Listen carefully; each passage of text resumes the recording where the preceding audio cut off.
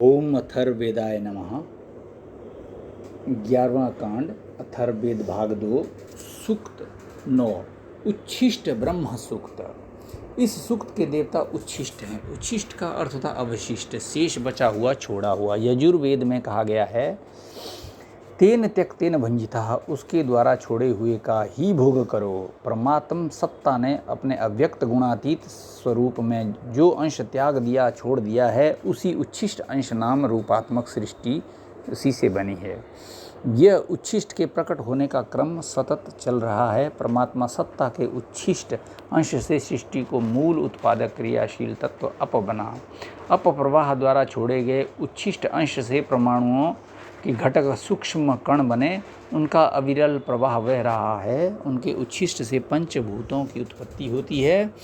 पृथ्वी के उच्छिष्ट से अन्न, वनस्पति आदि उत्पन्न होते हैं। प्रकृति चक्र में प्राणियों द्वारा उच्छिष्ट छोड़े हुए से वृक्ष वनस्पतियों का तथा वृक्ष वनस्पतियों के उच्छिष्ट से प्राणियों का क्रम चलता है।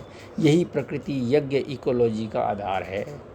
ऋषि इस उच्छिष्ट चक्र को अपनी दिव्य दृष्टि से देखकर उस रहस्य को प्रकट करते हैं। उस विराट के उच्छिष्ट में ही नाम और रूप तथा उसी में लोक लोकांतर स्थापित हैं। उसके अंदर ही इंद्र, अग्नि तथा समस्त विश्व समाहित हैं।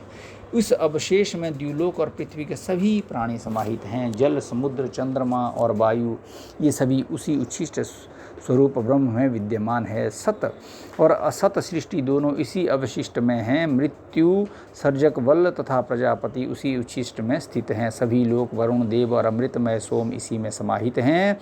हम में श्री शोभा उसी के कारण स्थित है। सुदृढ़, दृढ़ एवं स्थिर गतिमान प्राणी अव्यक्त ब्रह्म विश्व की उत्पत्ति करने वाले 10 देव शक्तियाँ नाभि के आश्रित चक्र की तरह उच्छिष्ट के आश्रित हैं। ऋग्वेद, सामवेद, यजुर्वेद, उद्गीत, स्तुति और स्तवन ये सभी उच्छिष्ट में स्थित हैं। हिंकार, स्वर और सामगान के गायन ये सभी यज्ञीय अवशिष्ट में ही निहित हैं। ये सभी हमारे अंदर स्थित रहें। इंद्राग्नि की स्तुति वाले सूक्त, पवमान सोम के सूक्त, पवमान एवं महानामनी ऋचाएँ, महाव्रतशील यज्ञीय मंत्र भागी सभी उसी प्रकार उच्छिष्ट में विद्यमान है जिस प्रकार माता के गर्भ में जीव रहता है। राजसूय, वाजपेय, अग्निष्टोम और अध्वर, अर्क, अश्वमेघ और आनंदप्रद जीवन रक्षक यज्ञ ये सभी प्रकार के यज्ञ उच्छिष्ट में ही विद्यमान है। अग्न्याधान, दीक्षा, छंद से कामनाओं की पूर्ति करने वाला यज्ञ, उत्सन्न यज्ञ और सोमयागात्मक यज्ञ ये सभी उच्छिष्ट में विद्यमान है। अग्निहोत्र, श्रद्धा, अवष्टकार, व्रत, तप, दक्षिणा एवं भीष्ट पूर्ति ये सभी उस उच्छिष्ट में विद्यमान है। एक रात्र, द्विरात्र, सोमयाम, सद्य, क्रिय एवं प्रक्रिय एक दिन में संपन्न होने वाले सोम यज्ञ, उक्थ गान के साथ होने वाले याग ये सभी यज्ञ तथा यज्ञ के शेष अंश ब्रह्म विद्या के साथ उच्छिष्ट में ही आश्रय भूत हैं। चतुरात्र, पंचरात्र, षडरात्र और इनके 2 गुना दिनों वाले अर्थात अष्टरात्र, 10 रात्र, 12 रात्र, 16 तथा सप्तरात्र ये सभी यज्ञ उच्छिष्ट द्वारा ही निर्मित हैं। ये सभी अमृतमय फल प्रदान करने वाले हैं। प्रतिहार, निधन, विश्वजित, अभिजित, सार, अतिरात्र, द्वादशाह ये सभी यज्ञ उच्छिष्ट रूपी ब्रह्म ही चेतना से युक्त हैं। ये सभी हमारे अंदर स्थित हों। सत्यनिष्ठ वाणी, विनम्र भाव, कल्याण, पितृगणों को तृप्ति देने वाले, स्वधा वलप्रद, अन्न, अमृतत्व प्रदाता, अमृत, पराक्रम युक्त शक्ति ये सभी अभिष्ट काम यज्ञ अभिष्ट कामनाओं की पूर्ति करने वाले हैं जो उच्छिष्ट में ही विद्यमान है। 9 खंडों वाली भूमि, 7 समुद्र, दिव्य लोक, सूर्य देव और दिन रात्रि भी उच्छिष्ट में ही समाहित हैं। ये संपूर्ण ज्ञान हमारे अंदर स्थित हो। उपहव्य, विषुवाहन और गुहा में आश्रित जो यज्ञ है उन्हें विश्व पोषक और पिता के भी उत्पन्नकर्ता उच्छिष्ट ही धारण करने वाले हैं। उच्छिष्ट उत्पन्नकर्ता का भी परम पिता है, प्राण का पौत्र भी और पितामह भी। विश्व का नियंता होकर सर्वव्यापक है, सर्वसमर्थ और पृथ्वी में सर्वोत्तम है। ऋत, सत, तप, राष्ट्र, श्रमशीलता, क्रियाशीलता, भूत उत्पादित होने वाला भविष्यत, वीर्य, श्री, संपदा और बल ये सभी उच्छिष्ट के ही आश्रित हैं। भौतिक समृद्धि, शारीरिक ओज, संकल्प, बल, क्षात्र, तेज, क्षात्र, धर्म ये संरक्षण योग्य राष्ट्र, 6 भूमियाँ, संवत्सर, इड़ा, देव, ऋतुजों के कर्म प्रेरक, मंत्र, प्रेष, ग्रह, चारु से युक्त हवि ये सभी उच्छिष्ट में ही स्थित हैं। चतुहोता अप्रिय अचतुर्मास्य स्तोता की गुणवत्ता को प्रकट करने वाले मंत्र, निवेद, यज्ञ, होत्रा, पशुबंध और उसकी इष्टियाँ उच्छिष्ट में ही सम्माहित हैं। अर्धमास मास ऋतुओं के साथ ऋतु पदार्थ, घोषयुक्त जल, गर्जना करते हुए मेघ और पवित्र भूमंडल ये सभी उच्छिष्ट में ही समाहित हैं। पथरीली बालू, रेत, पत्थर, औषधियाँ, वनस्पतियाँ और घास, जलपूर्वण, बादल, विद्युत, वृष्टि ये सभी उच्छिष्ट रूप में ब्रह्मा में ही आश्रित हैं। पूर्ण सिद्धि, इष्ट फल की प्राप्ति, सम्यक प्राप्ति, समाप्ति, अनेक प्रकार के पदार्थों की प्राप्ति, व्याप्ति, तेजस्विता, अभिवृद्धि, समृद्धि, अत्यधिक प्राप्ति और ऐश्वर्यशीलता ये सभी उस उच्छिष्ट ब्रह्म में ही आश्रय युक्त हैं। प्राण धारण करने वाले, जो नेत्रों से देखने वाले ये सभी उच्छिष्ट में निमित्त हैं। जो देव शक्तियाँ दिव्य लोक में विद्यमान हैं वे सभी उच्छिष्ट में ही सन्निहित हैं। यजु, ऋक्, साम, छंद, अर्श, अथर्व आदि वेद, द्विलोकता, स्वर्गस्थ सभी देवता उच्छिष्ट यज्ञ में ही स्थित हैं। प्राण, अपान, श्रोत्र, चक्षु, भौतिक और अक्षय चेतनशीलता दिव्य लोक के देवगण ये सभी उच्छिष्ट में ही प्रादुर्भाव हैं। आनंद, मोद, प्रमोद, प्रत्यक्षीभूत आनंद और स्वर्गीय देवगण ये सभी उच्छिष्ट ब्रह्म से ही उत्पादित हुए हैं। देवगण, पितर, मनुष्य, गंधर्व, अप्सराएं और देवता ये सभी उच्छिष्ट ब्रह्म से ही उत्पादित हुए। सूक्त 10 अध्यात्म सूक्त। इस सूक्त के देवता अध्यात्म मन्यु हैं। कोश ग्रंथों के अनुसार मन्यु के अर्थ अनेक हैं। यहाँ उत्साह एवं अहंकार ठीक बैठते हैं। प्रथम मंत्र में मन्यु अपनी पत्नी को संकल्प के घर से प्राप्त करता है।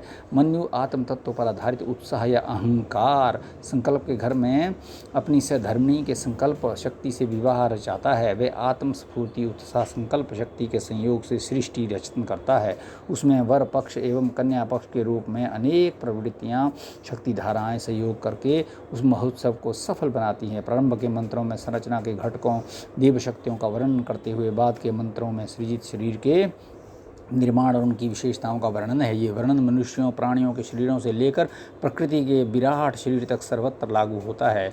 मंत्रार्थ इस ढंग से करने के प्रयास के लिए किया गया है देवता विभिन्न दृष्टियों से उसे समझ सकें। जिस समय मन्यु ने संकल्प बल के गृह में से अपनी संकल्प शक्ति रूपी स्त्री को प्राप्त किया, उस समय कन्या पक्ष के लोग कौन थे, वर पक्ष के लोग कौन थे, उनमें किसे श्रेष्ठ वर की संज्ञा से विभूषित किया गया था। अर्णव, सृष्टि से पूर्व सृष्टि के मूल सक्रिय तत्व के महासागर के बीच तप और कर्म के ये दो पक्ष थे। वे ही वर पक्षी और कन्या पक्षी लोग थे तथा ब्रह्म ही उस समय सर्वश्रेष्ठ वर थे। अधिष्ठाता देवों से 10 देवता उत्पन्न हुए, उनका वर्णन अगले मंत्र में है। जिस साधक ने प्रत्यक्ष रूप से इनका निश्चित ही साक्षात्कार किया, वही ज्ञानी मनुष्य देश काल आदि से रहित विराट ब्रह्म ज्ञान को कहने में समर्थ है। प्राण, अपान, नेत्र, श्रवणेन्द्रिय, क्षीणता रहित ज्ञान शक्ति, क्षीणता युक्त भौतिक शक्ति, व्यान, अन्न रस को संचारित करने वाली वृत्ति, उद्दान, ऊपरी उद्गार, व्यापार को चलाने वाली प्रक्रिया, वाणी और मस्तिष्क ये 10 निश्चित ही संकल्प शक्ति को धारण करते हैं।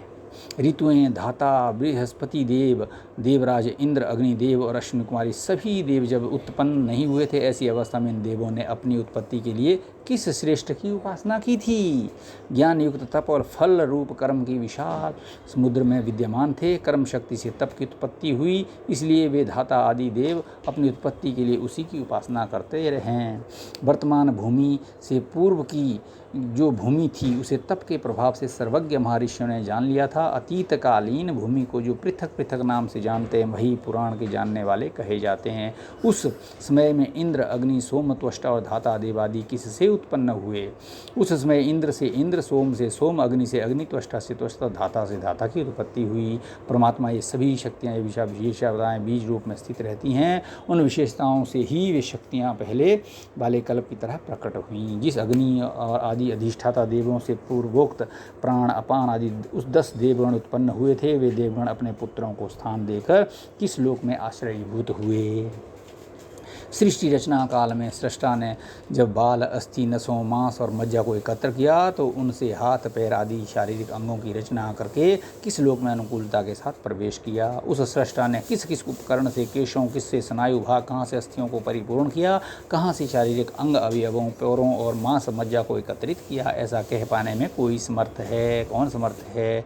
हे देवगण, सींचने वाले इस नाम से युक्त वे देव मरण धर्मा शरीर को रक्त से गीला करके उसे हुए पुरुष आकृति रूप बनाकर उसमें प्रविष्ट हुए। किस ऋषि ने जंघाओं, घुटनों, पैर, सिर आदि, हाथ, मुख, पीठ, हंसली और पसलियों आदि सभी अंगों को आपस में मिलाया। सिर, हाथ, मुख, जीभ, कंठ और अस्थियां आदि सभी पर चर्म के आवरण को चढ़ाकर देवों ने अपने अपने कर्म में संलग्न किया। जो ये विशाल शरीर है, संधाता देव द्वारा जिसमें अवयव जोड़े गए हैं, वह शरीर जिस वर्ण से प्रकाशित है, किस देव ने इस शरीर में वर्ण की स्थापना की? देवों ने शिक्षा प्रदान की, स्थिर बधू ने उसे समझ लिया। सबको वश में रखकर शासन चलाने वाली उस जाया मतलब जन्मदात्री ने अंगों में पर्णों प्रवृत्तियों को भर दिया। जगत के उत्पादक जो श्रेष्ठ आदि देव त्वष्टा हैं, उन्होंने जब नेत्र, कान आदि छिद्रों की रचना की, उसमें मनुष्य देह को घर बनाकर प्राण, अपान और इंद्रियां आदि देवों ने उसमें प्रवेश किया। स्वप्न, निद्रा, आलस्य, निरृति और पाप मूलक देवों ने वृद्धावस्था में क्षरण करने वाले, खालिल्य, बाल सफेद करने वाले, पलित तत्व आदि सहित शरीर में प्रवेश किया। चोरी, दुराचारी, कुटिलता, सत्य, ज्ञान, यज्ञ, महान कीर्ति, बल, क्षात्र, तेज और सामर्थ्य शक्ति ये सभी मनुष्य देह में प्रवेश कर गए। ऐश्वर्य, दरिद्रता, दान वृत्ति, कंजूसी, भूख और सभी प्रकार की तृष्णा ये सभी इस शरीर के मनुष्य में प्रवेश हुए। निंदा, स्तुति, आनंदप्रद वस्तु, आनंद रहित शोक, श्रद्धा, धन, समृद्धि, रूप, दक्षिणा, अश्रद्धा आदि भी मनुष्य देह में प्रवेश कर गए। विद्या, आत्म विद्या एवं अविद्या, भौतिक विद्या तथा अन्य जो उपदेश करने योग्य शब्द हैं, साथ ही ऋक, साम, यजुर्वेद आदि सभी इस मनुष्य शरीर में प्रविष्ट हुए। आनंद, मोद, प्रमोद, हास्य, विनोद, हास्य, चेष्टा और नर्तन आदि भी ये भी मनुष्य देह में प्रविष्ट हुए। सार्थन, कला, कथन, आलाप, निरर्थक कथन और वार्तालाप इन सभी ने मनुष्य में प्रवेश किया। आयोजन, प्रयोजन और योजन भी मनुष्य के शरीर में प्रविष्ट हुए। प्राण, अपान, चक्षु, कान, जड़, चेतन, शक्ति, व्यान, उदान, वाणी और मन ये सभी मनुष्य देह में प्रविष्ट होकर उसके साथ अपने अपने कार्यों में संलग्न होते हैं। प्रार्थना रूपी आशीष, घोषणा, प्रशासन, सम्मति, विशेष अनुशासन, मन, बुद्धि, चित्त और अहंकार की समस्त वृत्तियों ने मानव देह में प्रवेश किया। स्नान में प्रयुक्त स्वच्छ करने वाला जल स्थान, पेय रूप जल, प्राण को स्थिरता देने वाला जल, शीघ्रगामी जल, अल्प जल, गुहा स्थित जल, शुक्र रूपी जल, स्थूल जल तथा विभत्स भाव ये सभी प्रकार के रस एवं भाव प्रवाह शरीर में प्रविष्ट हुए। अस्थियों को समिधा रूप बनाकर 8 प्रकार के जल ने शरीर की आकृति को गढ़ा और वीर्य को घृत रूप में प्रयुक्त करके देवों ने मनुष्य देह में प्रवेश किया। ये जल देवगण जो विराट ब्रह्म के साथ में रहते हैं, वे सभी ब्रह्म तेज के साथ मनुष्य देह में प्रविष्ट हुए। ब्रह्म भी शरीर में प्रविष्ट हुआ और वही प्रजापति रूप में स्थित रहता है।